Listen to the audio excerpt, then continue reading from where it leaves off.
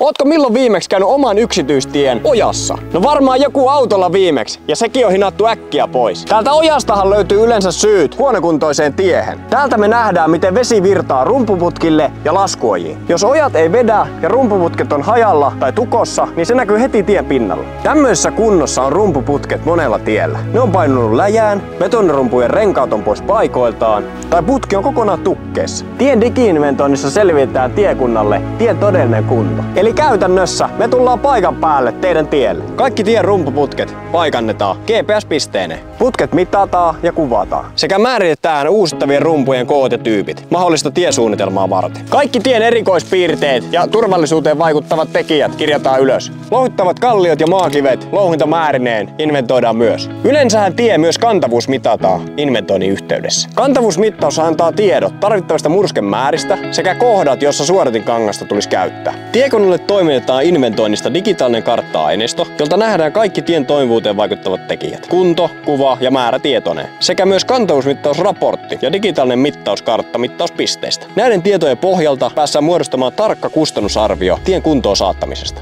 Näin tiekunnan osakkaat saa selkeän nykytilannekuvan tien kunnosta ja sen ongelmakohdista. Unohda lyijykynälle raapustetut paperikartat ja epämääräiset arviot tien kunnosta. Äläkä suotta likaa lahkeita tässä ojassa, anna me hoidamme. Ja totta kai ihan ympäri Suomen. Nähdään tiellä.